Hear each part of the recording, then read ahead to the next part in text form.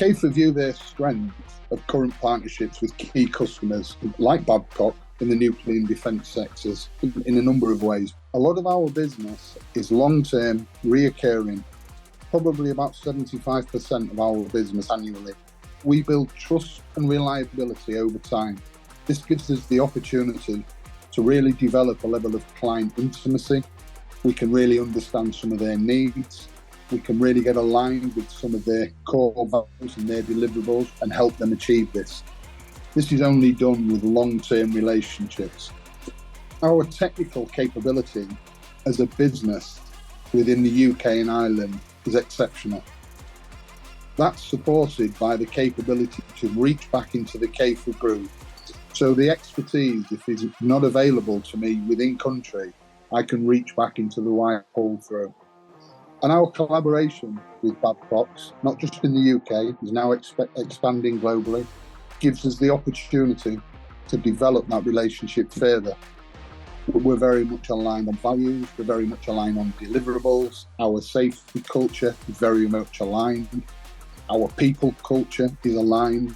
Customers, they're looking for continuous improvement, they're looking for innovation, they're looking for technical support, robotics support, and we really add value in a long-term relationship with understanding the customer's needs and how we can support and deliver.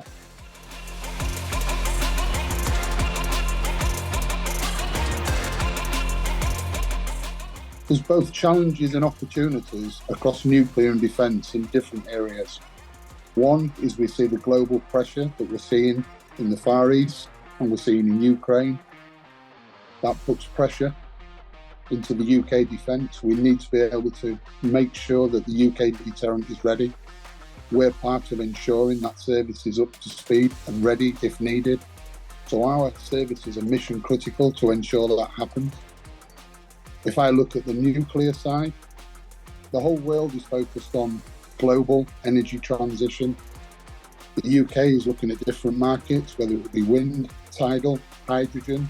Nuclear will play a big part into that.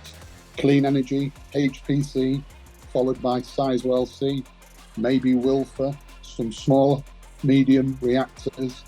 So I think there's a long-term future in nuclear within the UK, especially as we see the ceasing of generation through the EDF fleet and the Magnox assets.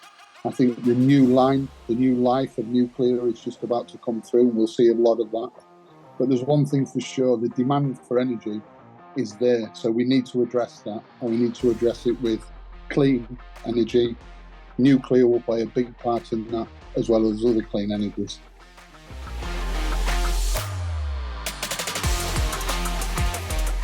Okay, so in terms of market growth and challenges and opportunities in the nuclear and defence sector, what we see, particularly from a strategy perspective, is a lot of uncertainty. We see uncertainty in economic policy, particularly in the UK, change of government. We see challenges in global conflict. We see uncertainty in energy security, environmental legislation, digitalisation coming fast, and AI. But I think with all those challenges comes a level of opportunity also. You know, what we saw through the global pandemic, what we see always through our business is that energy demand doesn't go away. So there's a huge challenge with energy security. People need our people, clients need our people, we need our services, we need to keep ships at sea, we need to keep energy and lights on. So the opportunity is there, and I think the opportunity is there for us to deliver our mission over the long term, which is 3,500 people currently in the UK growing to support these sectors, and the skills gaps that are developing. Whilst they're a challenge, whilst it's difficult to get people across the borders now from Europe, it actually drives a massive opportunity for people to develop new skills.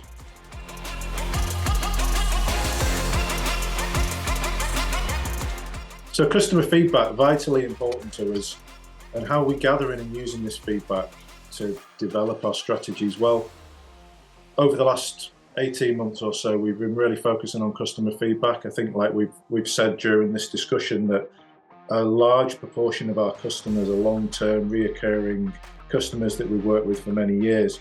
And what we've looked at as a business is can we be more systematic in how we gather feedback.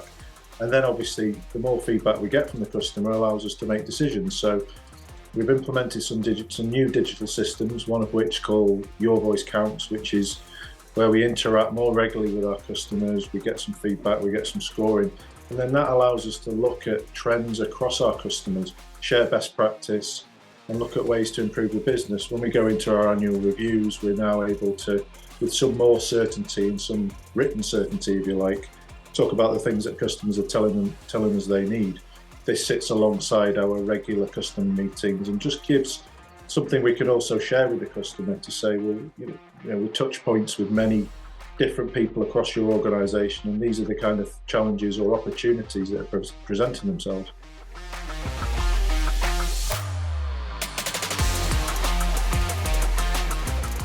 We're looking at how we're aligning our partnerships to meet sustainability and some of the regulatory standards that we've got to comply with across a number of sectors.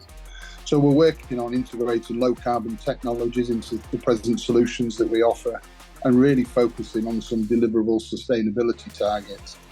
We're partnering with our customers on joint environmental goals, compliance in terms of ESG emissions, waste segregation management is a growing focus within our strategy. And we really see a bright future for CAEFA and our customers in this area. Our services and people are in demand. Our customers is a real solid part of our enablers of growth. And our customers can count on us to deliver reliable, efficient, technical, industrial services.